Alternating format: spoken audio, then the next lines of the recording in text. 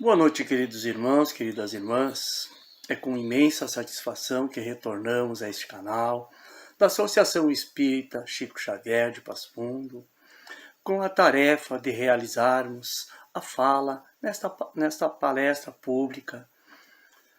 E convido, assim, para nós darmos início a todos os nossos irmãos e irmãs, para mentalizarmos Jesus e inclinar os nossos olhos e pensarmos: Jesus, querido amigo, querido irmão, mestre dos mestres, a Ti nós agradecemos pelas oportunidades múltiplas que nos concedes, em especial neste momento nos reunirmos, mesmo que virtualmente, para refletirmos sobre os Teus ensinamentos. Permitas, querido irmão, que os Teus trabalhadores de luz possam fazer-se presentes entre todos nós, trazendo-nos a segurança, a calma, a tranquilidade, os bálsamos necessários e merecedores para cada um de nós, para que assim possamos armazenar em nossas mentes e corações o texto a ser lido, as ideias a serem debatidas. E assim, amigo Jesus, somos-te gratos e damos por aberto o nosso encontro doutrinário da noite de hoje. Trago para nós refletirmos nesta noite a parábola O Semeador. Jesus, em sua andança aqui no mundo terra, na sua missão, ele nos deixou muitos ensinamentos, e praticamente todos através de parábolas. Parábolas que para nós, muitas vezes, são difíceis de entendermos, porque elas têm um pensamento judaico e nós temos um pensamento greco-romano. Mas temos irmãos que foram ao encontro do pensamento judaico para conseguir decifrar com mais qualidade as parábolas. Temos os espíritos superiores, os espíritos elevados na codificação espírita que nos auxiliam nesse aprendizado de conseguirmos ir buscando os meandros, os fiozinhos da meada das parábolas.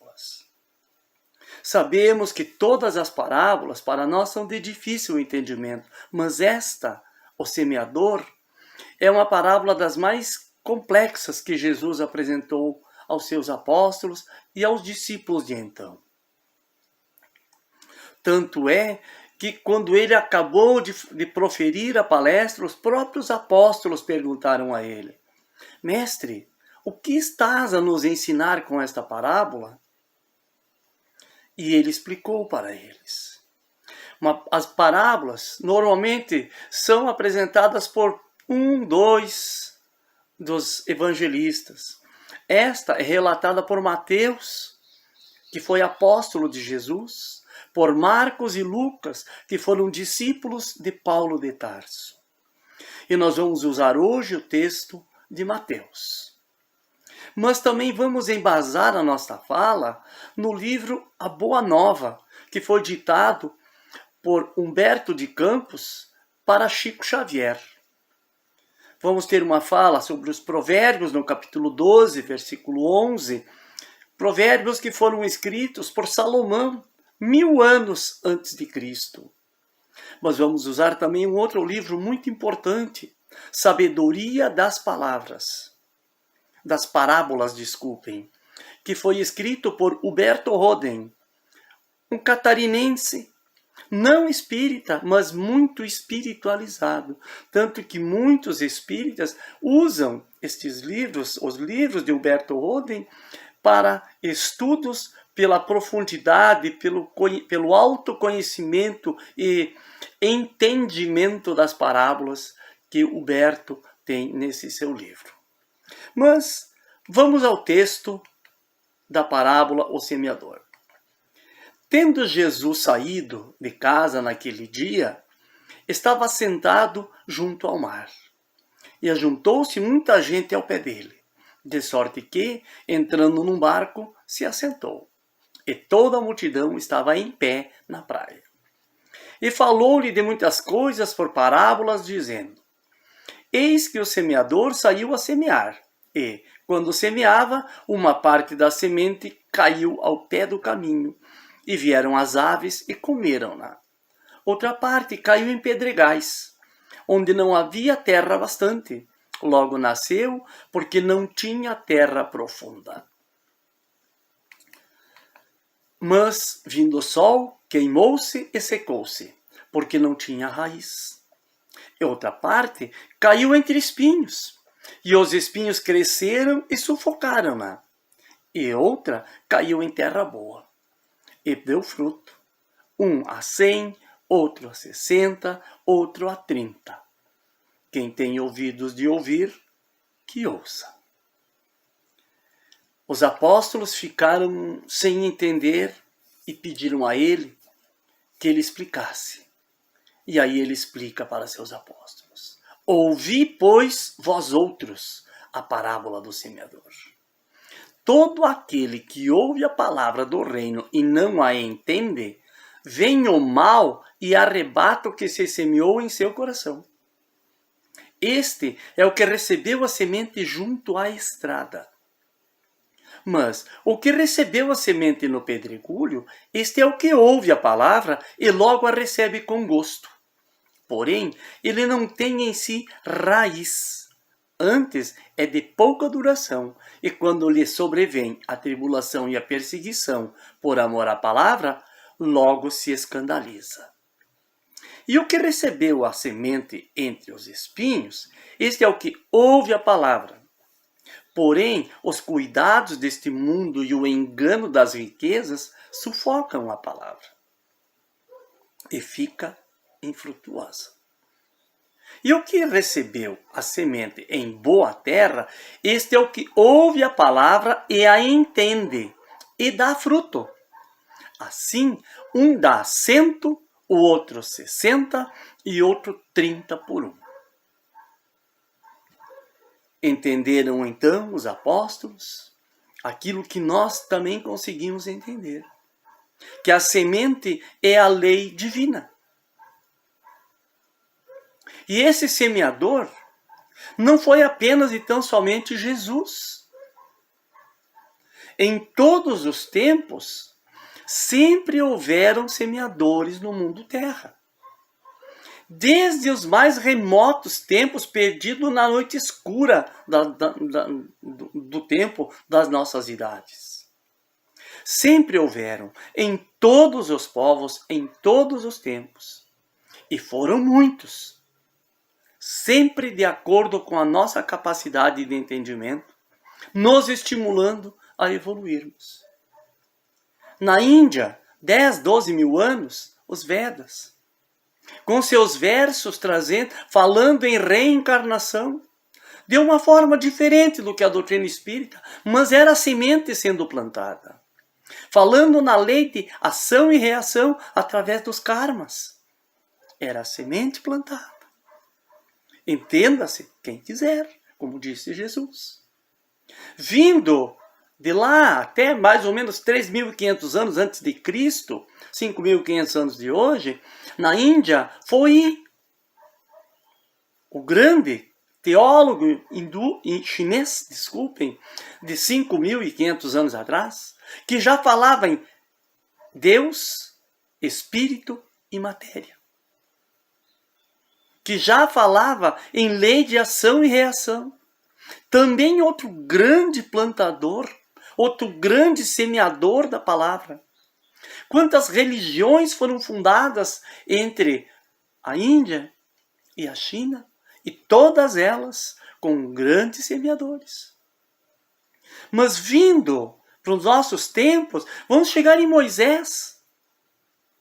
Foi um exímio semeador de sementes, da semente da lei divina, responsável pela primeira grande revelação, o Deus único, por trazer a lume o decálogo, que é a lei universal, Após ele, até a chegada de Jesus, tivemos inúmeros em todos os povos. Vamos ficar com alguns na China, Lao Tse. Na Pérsia, Zoroastro, Zaratustra, que criou o zoroastrismo. Vamos à Grécia, Platão, Sócrates e companhia limitada. Os próprios profetas hebreus. Vamos ficar só com Elias, mais ou menos no século IX a.C.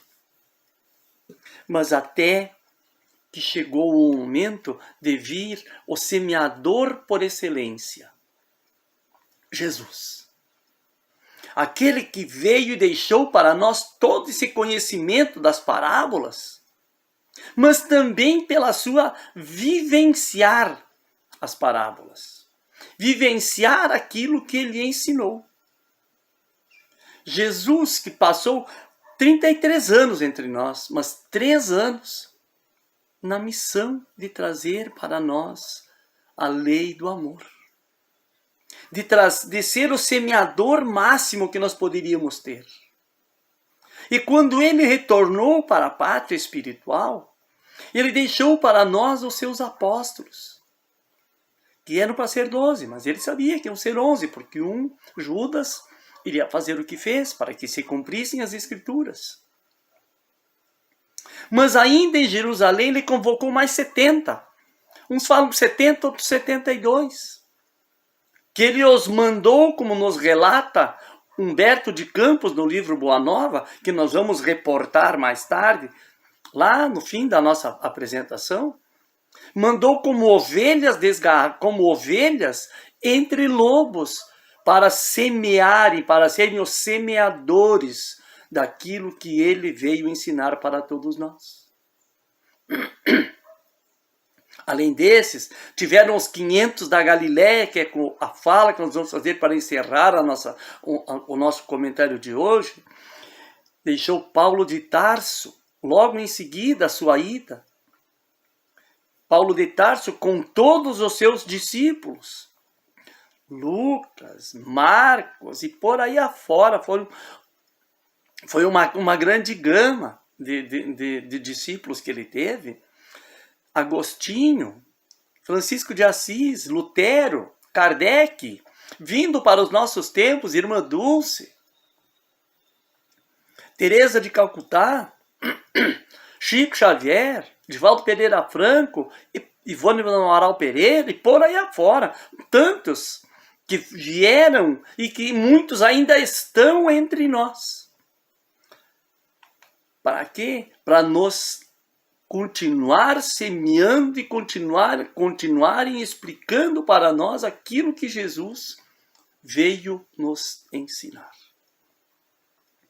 Mas vamos agora ao texto.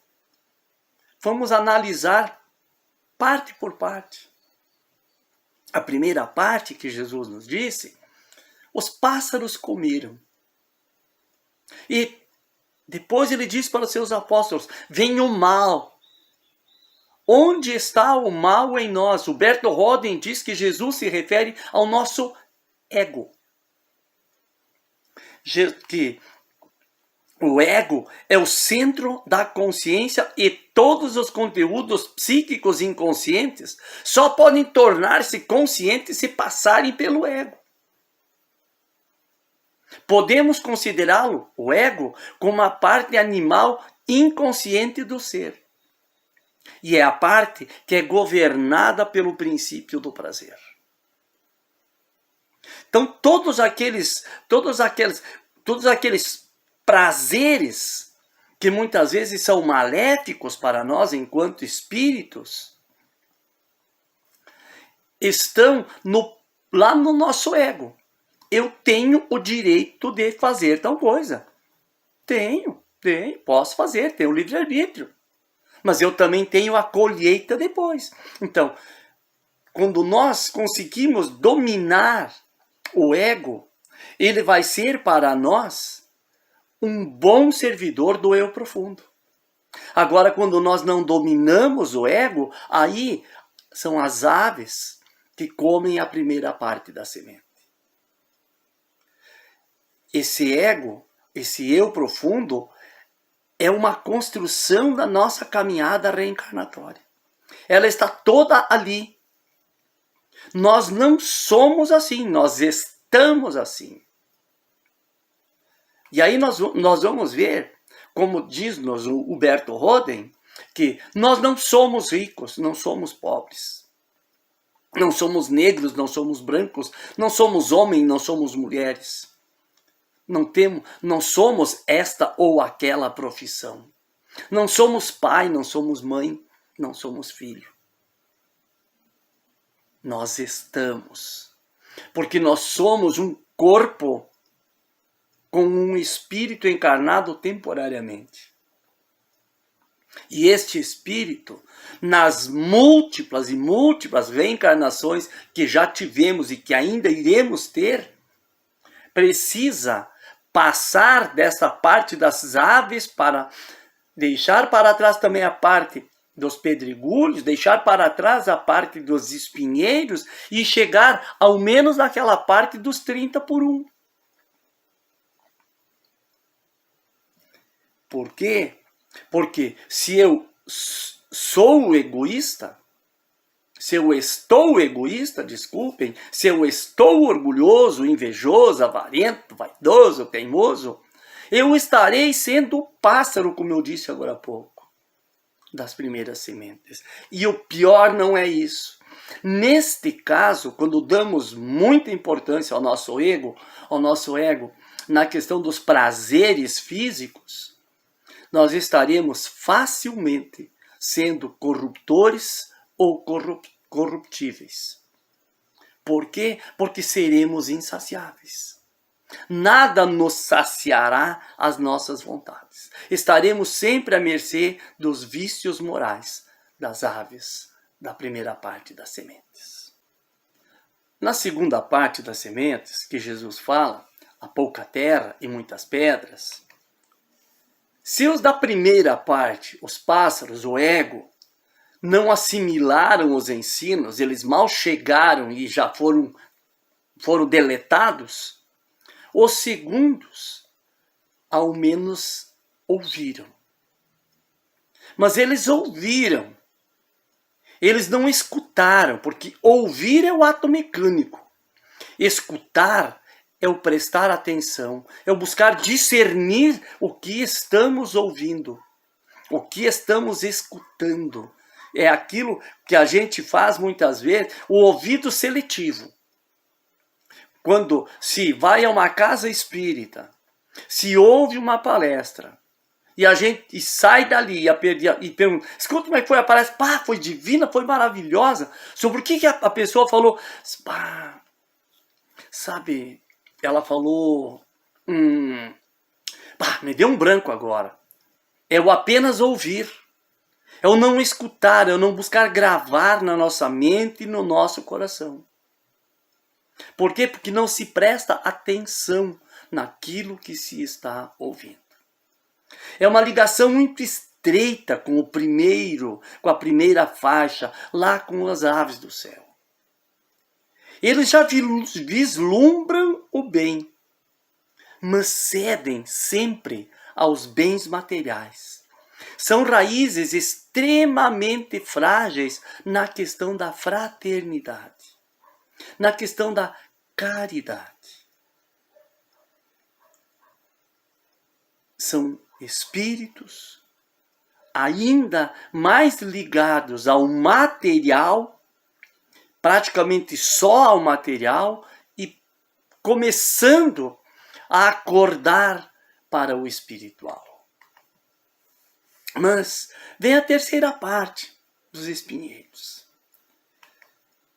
Esses também ouvem e até escutam a boa nova. Vão às casas de oração, às igrejas, às vezes até se iniciam nos grupos de estudos e meio se vou trabalhar, mas na doutrina espírita, que é onde a gente tem maior penetração, porque é onde a gente frequenta, são aqueles espíritas de momento. Eles vão para a casa espírita, eles escutam a palestra, eles saem até com aquele pensamento, não, mas olha que bom, isso aí tem que botar para frente, eu vou ter que me manter. Mas eles, dali a pouco, surgem os compromissos sociais. E aí eu não posso ir na casa espírita. Bah, eu tenho uma festa para ir, não tenho como ir. Eu tenho um trabalho aí que eu tenho que fazer e dá bem certinho na hora. Eu tenho um lazer que dá bem certo na hora da doutrinária. Dá bem certo no momento do grupo de estudos. Eu tenho meu futebol. Eu tenho salão de beleza. Eu tenho que ir ao mercado, tenho que fazer a feira. Eu tenho os compromissos familiares que eu não posso tirar uma horinha para ir numa doutrinária. Eu não posso tirar mais uma horinha para ir num grupo de estudos. São muito frágeis as suas raízes ainda. Quando eu me aposentar, eu vou participar ativamente da casa espírita. Até eu estou com a saúde meio... não está muito bem, mas eu prometo que eu vou estudar o Evangelho de ponta a ponta. Eu vou decorar o livro dos Espíritos, o livro dos Médiuns, o Céu e o Inferno, a Gênese, obras póstumas. Vou ler muitos livros espíritas, mas lá na casa espírita eles falam tanto em reencarnação.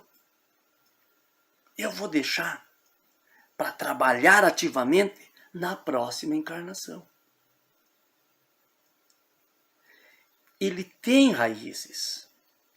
Ele escuta até certo ponto. Mas os apelos dos costumes, dos vícios, das facilidades, não permitem que ele se fixe com boa vontade.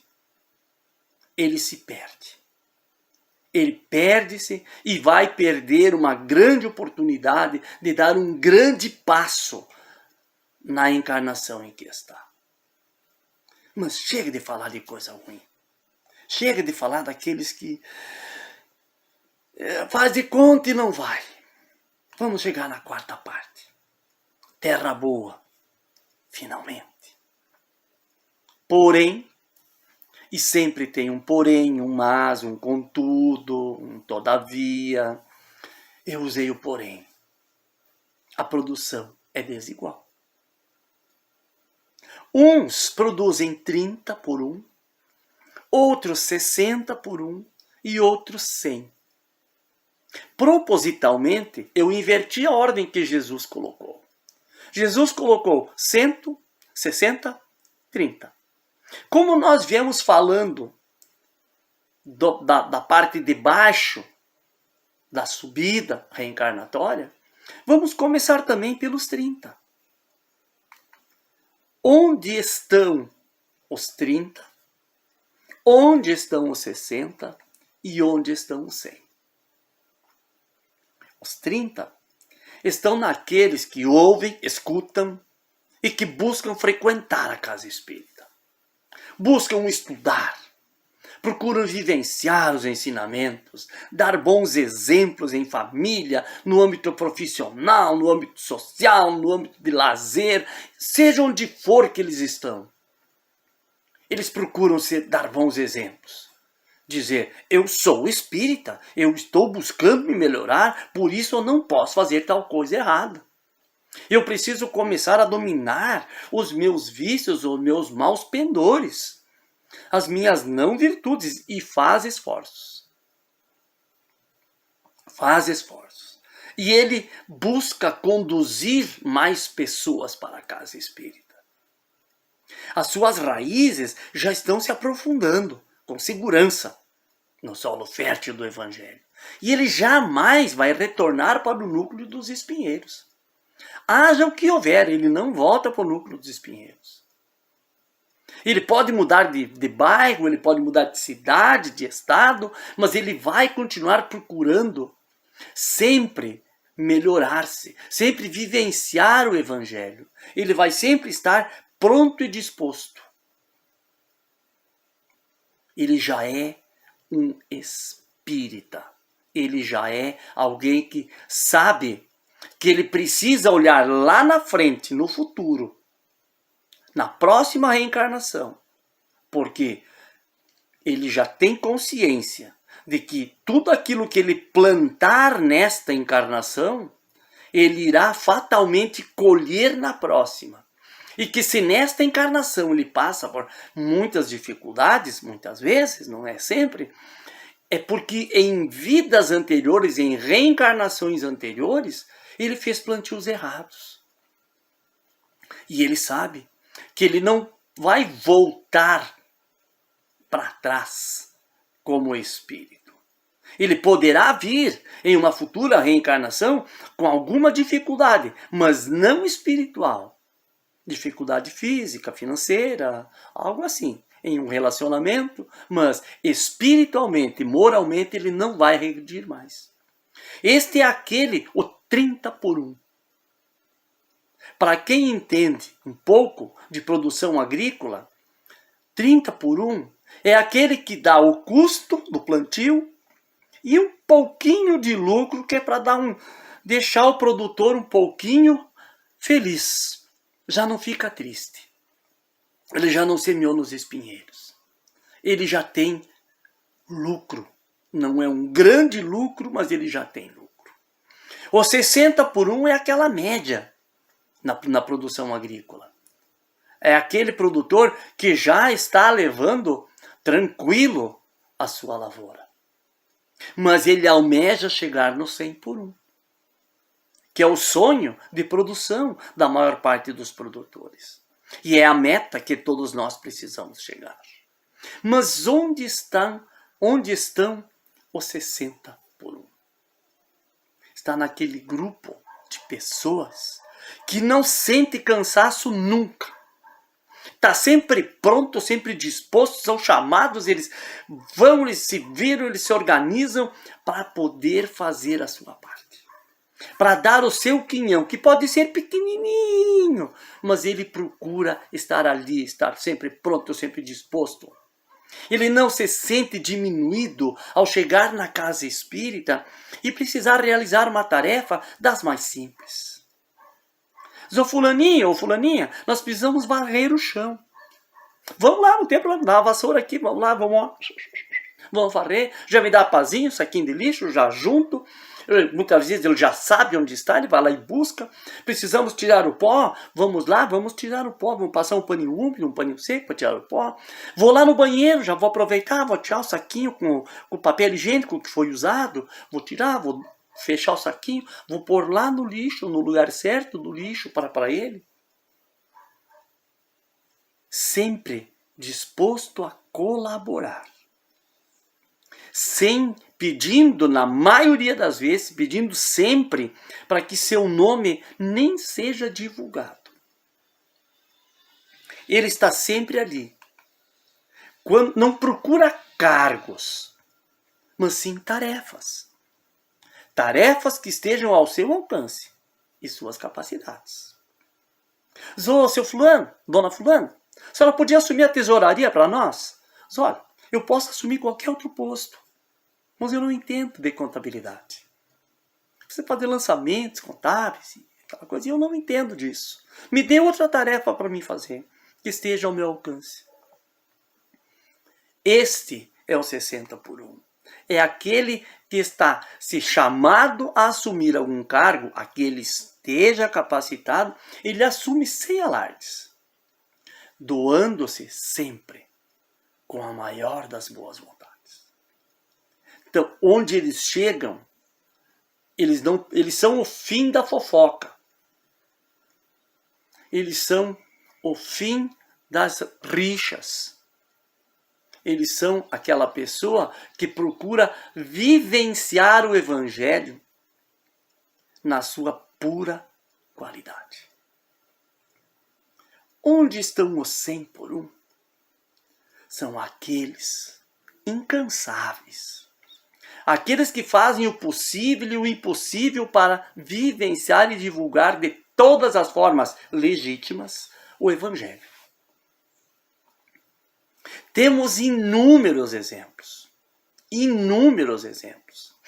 Ainda hoje nós temos aí encarnados entre nós Divaldo Franco, Raul Teixeira, Haroldo Dutra Dias, Simão Pedro e uma infinidade de outros aí, Dr. Roberto Lúcio. É muito grande o número de pessoas que nós, o Ciro, pobre mortal, não faz ideia de como é que eles conseguem organizar o seu tempo para poderem fazer tudo o que fazem. Porque normalmente eles têm uma profissão que eles exercem. Divaldo já está aposentado, por justo motivo, 90 e tantos anos. Raul Teixeira, motivos de saúde também, já não é muito criança, que nem eu, aposentado. Mas há muitos que doam-se diuturnamente. Chico Xavier e Divaldo Franco, também ouvi de Raul Teixeira dizendo que ouviu do seu mentor espiritual que na juventude já se preparasse para dormir pouco. Porque dia chegaria em que ele não iria tornar a deitar novamente no dia em que ele havia levantado. Ou seja, ia levantar cedo de manhã e dormir depois da meia-noite. Aí estão os 100 por 1. Mas esses são aqueles que são capazes de dar a própria vida pelo Evangelho. Não há barreiras ou dificuldades, eles levam a paz, a tranquilidade, a esperança, a fé robusta, a certeza de um futuro melhor com palavras e atitudes. Estejam onde estiverem. São sempre sinceros, sem ser grosseiros. E no livro Boa Nova, Humberto de Campos dita para Chico Xavier vários capítulos sobre a vida de Jesus com seus apóstolos. E também a volta de Jesus para a dimensão espiritual e a vida dos apóstolos pós-Jesus. Nos relata Humberto de Campos que após a crucificação, Jesus, por várias vezes, esteve entre os apóstolos em Jerusalém, que ficaram em Jerusalém por mais de 40 dias. O Pentecostes foi em Jerusalém. E que após o Pentecostes, reuniu-se com seus apóstolos e que haviam ali alguns espíritos, falam em 72, outros falam em 70 discípulos.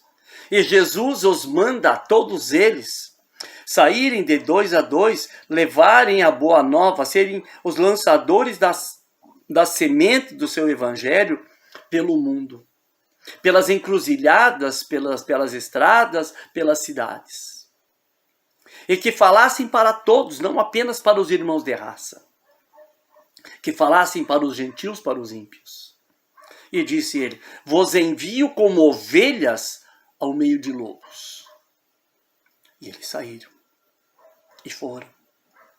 E os discípulos, os apóstolos também se reuniram entre eles, porque eles estavam distantes de suas casas, lá na Galileia. Eles estavam em Jerusalém. Resolveram voltar para Jerusalém, porque tinham suas famílias, os seus afazeres lá. E lá eles continuariam fazendo o trabalho de divulgadores, de semeadores do Evangelho de Jesus. E quando lá chegaram de volta, a saudade do Mestre era grande.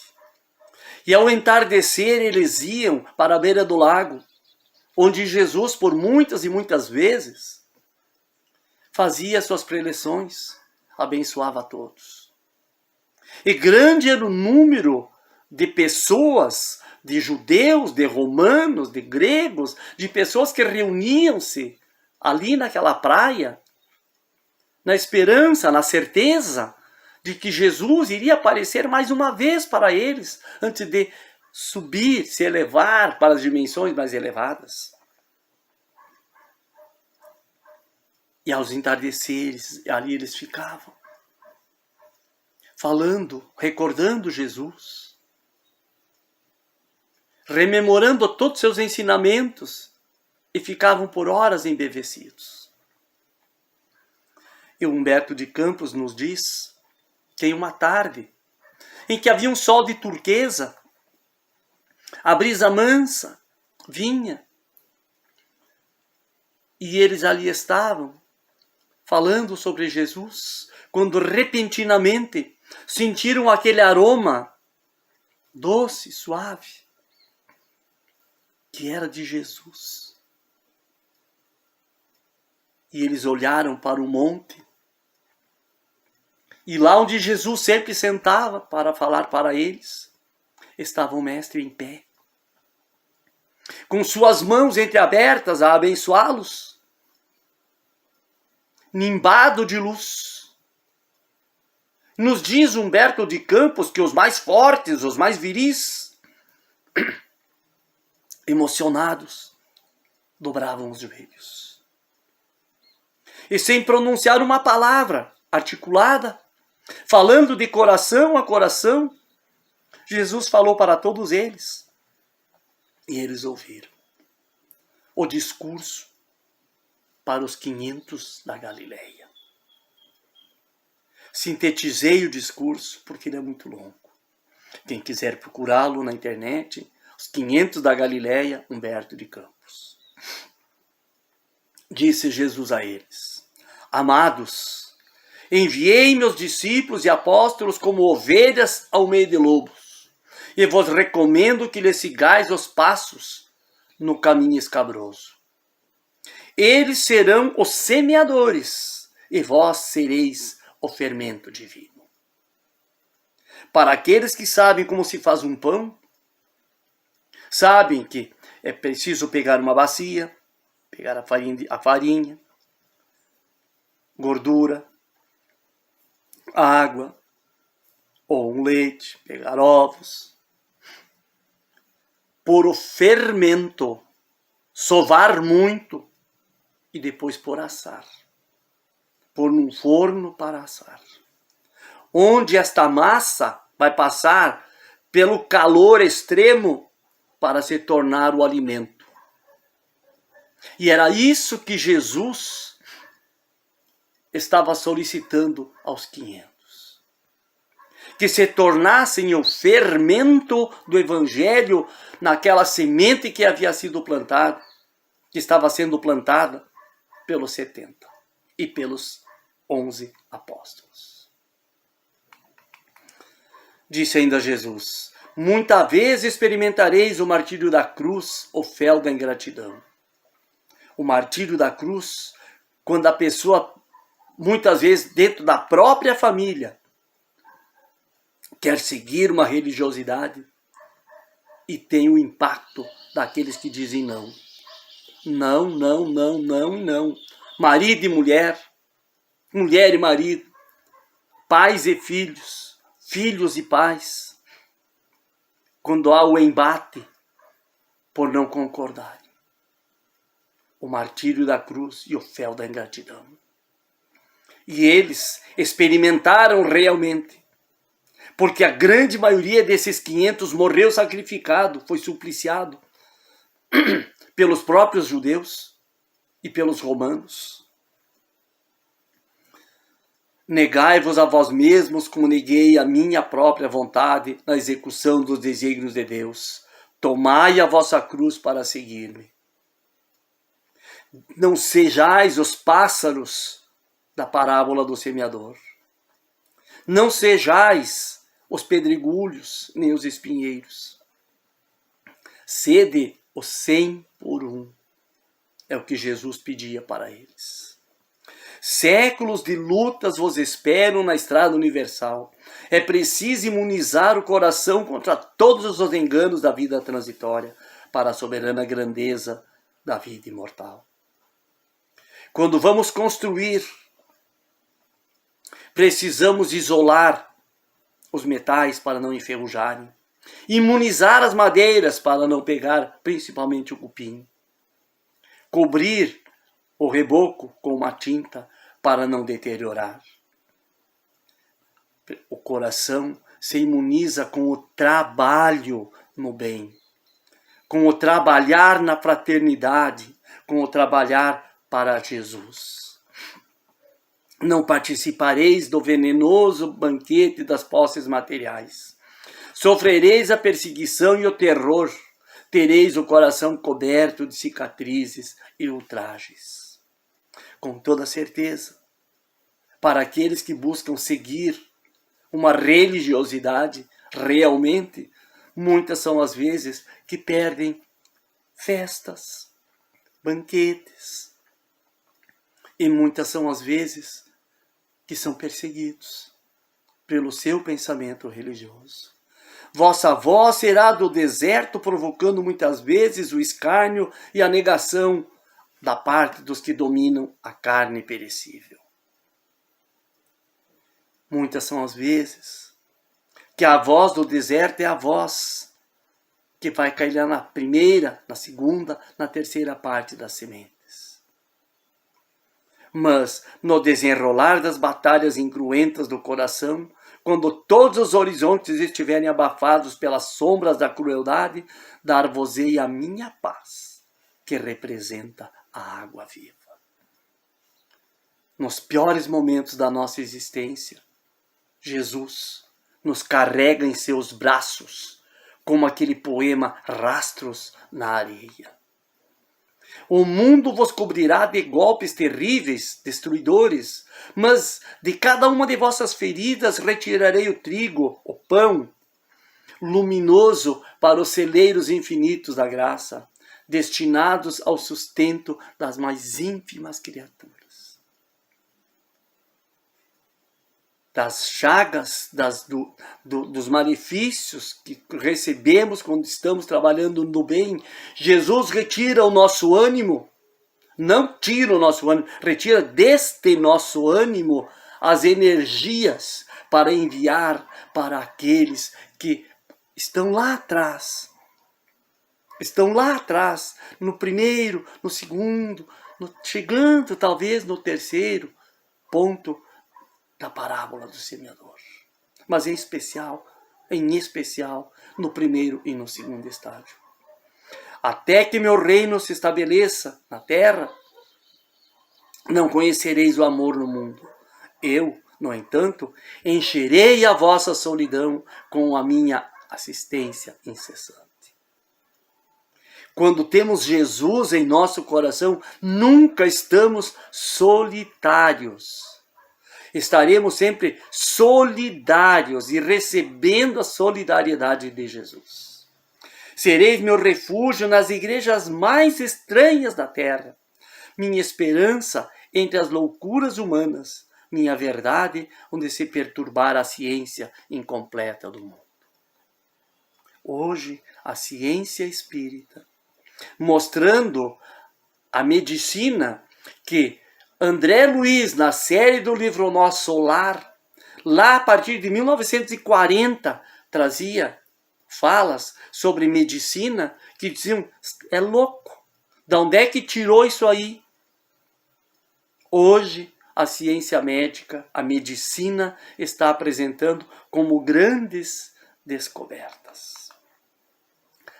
E Jesus vai encerrar a fala dele dizendo, amados, eis que também vos envio como ovelhas aos caminhos obscuros e ásperos. Entretanto, nada temais. Sede fiéis ao meu coração, como vos sou fiel, e o bom ânimo representará a vossa estrela. Ide ao mundo, onde teremos de vencer o mal, vencer o ego. Aperfeiçoemos a nossa escola milenária, para que aí seja interpretada e posta em prática a lei do amor de nosso Pai, em obediência feliz à sua augusta vontade. Jesus encerra sua fala com este pedido tão humilde como ele pede, pedindo a eles que vão, que se doem, que sejam fiéis ao coração de Jesus. Mas, será que Jesus fez esse pedido apenas e tão somente para aqueles 500? Ou será que Ele está pedindo hoje para nós fazermos a nossa parte? Nesse desespero que está o mundo terra, nesse turbilhão de deixar de ser mundo de provas e expiações, rumando para mundo regenerador? Onde estão os lobos hoje? Nas facilidades, nas futilidades que vêm ao nosso encontro. Que não precisamos nem ir buscar, elas vêm ao nosso encontro. Aí estão os lobos. E agora aquela pergunta que não quer calar. Onde a semente caiu em cada um de nós? Esta é uma pergunta que somente nós podemos responder. A mãe não pode responder pelo filho e o filho não pode responder pela mãe. O esposo não pode responder pela esposa e a esposa não pode responder pelo esposo. Precisamos nos despir das vaidades, dos vitimismos, olharmos para o nosso profundo eu e sabermos onde está a semente em nós. Com esta pergunta, eu encerro a minha fala e convido a todos para fazermos uma prece de encerramento do nosso encontro de hoje. Agradecendo assim a Jesus pela oportunidade que tivemos de nos encontrarmos, mesmo que virtualmente, de podermos refletir sob esta ótica da parábola O Semeador. Agradecer a Jesus pela proteção e o amparo dos seus trabalhadores de luz. Agradecer pela oportunidade de estarmos encarnados neste momento tão lindo que o mundo terra passa, embora os olhos materiais vejam apenas um turbilhão de bagunça. Agradecer a Jesus pelo dia de hoje, agradecer pela vida, pela família, pela paz e pelo amor. E assim, dizendo glória a Deus nas alturas, paz na terra a todas as criaturas, nós encerramos essa fala de hoje. Até uma próxima oportunidade.